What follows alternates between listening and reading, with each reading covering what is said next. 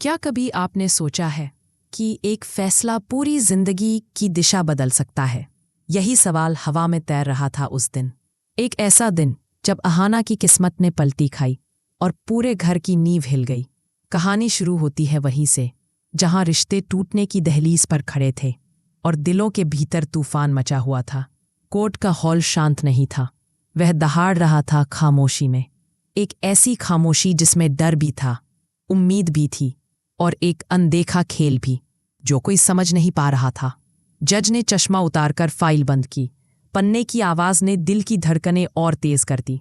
सबको लगा बस अब सब खत्म। लेकिन तभी तलाक नामंजूर, ये दो शब्द थे या बिजली की गड़गड़ाहट, कोई समझ ही नहीं पाया। अर्जुन की आंखें फैल गईं, पोल्टो मामा की थोड़ी नीचे गिर गई और दुर्गा देवी, उनके चेहरे पर एक धीमी रहस्यमयी मुस्कान उभर आई। क्योंकि यह कोई इत्तेफाक नहीं था, यह चाल थी, बहुत गहरी चाल दुर्गा देवी की। जज का अगला वाक्य तो जैसे किसी फिल्म का ट्विस्ट था। अगले 6 महीनों तक अर्जुन और अहाना एक ही छत के नीचे पति पत्नी की तरह रहेंगे। पर उससे भी बड़ा झटका, इस अवधि में अहाना से घर का एक भी काम नहीं करवाया जाएगा। उसका पूरा समय उसकी पढ़ाई को समर्पित होगा। पूरा हॉल दंग, पोल्टो जैसे किसी ने चुपके से जहर पिला दिया हो। अर्जुन का गुस्सा उबल पड़ा। पर असली कहानी तो अब शुरू हो रही थी। जब अहाना वापस घर आई, वह वही पुरानी टूटी हुई अहाना नहीं थी। न उसके चेहरे पर दुख था, न हार। उसकी आंखों में कुछ और था, ज्वाला। एक हाथ में कोर्ट का आदेश, दूसरे हाथ में आईएएस की भारी किताबें। यह वह अहाना थी जिसे किसी ने कभी नहीं देखा। सबके कदम थम गए। इस घर में पहली बार किसी ने सपनों की रोशनी को इतना प्रबल जलते देखा था। पोल्टो हक्का बक्का, दुर्गा देवी संतुष्ट और अर्जुन चिड़न से जलता हुआ। अहाना सीधी अपने कमरे में गई, दरवाजा बंद किया और किताबें खोल दी। उसकी जिंदगी अब एक ही लक्ष्य पर टिकी थी, खुद को साबित करना।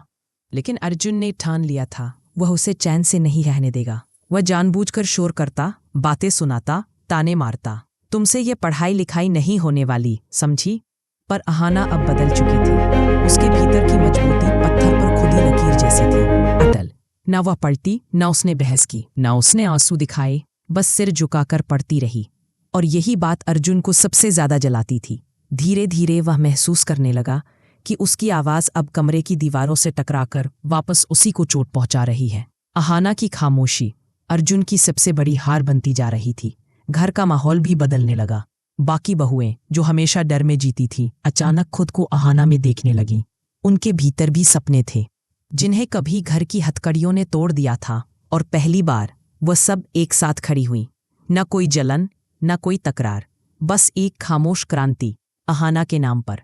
पोल्टो के तानाशाही किले की ईंटें ढीली होने लगीं। घर की हवा बदल रही थी। लेकिन सबसे भावुक पल तो वह था जब मिली, घर की सबसे चुलबुली लड़की, अहाना के पास आई। उसकी आंखों में आंसू थे।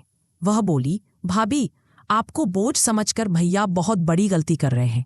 हीरा अगर कीचड़ में भी गिर जाए तो हीरा ही रहता है, बस चमकने का वक्त चाहिए। अर्जुन दूर खड़ा यह सब सुन रहा था। मिली की हर लाइन उसके दिल में कील की तरह धंस रही थी। और उसी रात एक और तूफान उठने वाला था। अहाना कमरे में पड़ रही थी, तभी पोल्टो मामा और अर्जुन की बहस की आवाज आई। पोल्टो गुस्से में चिल्ला रहे थे, अगर अहाना अपनी पढ़ाई में कामयाब हो गई तो हमारी सारी चालें, हमारा सारा नियंत्रण खत्म हो जाएगा। कुछ करना होगा। अहाना ने किताब बंद की। यह पहली बार था जब उसे एहसास हुआ कि यह लड़ाई सिर्फ उसकी नहीं, उस हर लड़की की थी जिसे सपने देखने से रोका जाता है। उसके होठों पर एक हल्की मुस्कान आई। युद्ध अब शुरू हो चुका था और वह पीछे हटने वालों में से नहीं थी। पर कहानी यही खत्म नहीं होती। अगली सुबह घर में एक खबर गिरी, मानो बम फट पड़ा हो। अहाना के मामा जी ने उसकी दूसरी शादी की बात पक्की कर दी है। दुर्गा देवी यह सुनकर सन्न।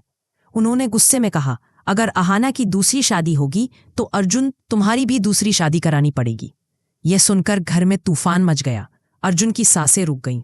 दुर्गा देवी की आंखों में आग थी और अहाना बस शांत खड़ी थी, क्योंकि वह अब किसी के फैसलों की गुलाम नहीं थी। उसका जीवन उसका है और वह खुद तय करेगी कि उसे कौन सी राह चुननी है। और यहीं कहानी एक ऐसे मोड़ पर आकर रुकती है जहां आगे का हर कदम एक विस्फोट बन सकता है। अहाना क्या चुनेगी? अर्जुन की दुनिया ध्वस्त होगी या बदलेगी? और दुर्गा देवी की अगली चाल क्या होगी? यह जानने के लिए अगले एपिसोड का इंतजार कीजिए।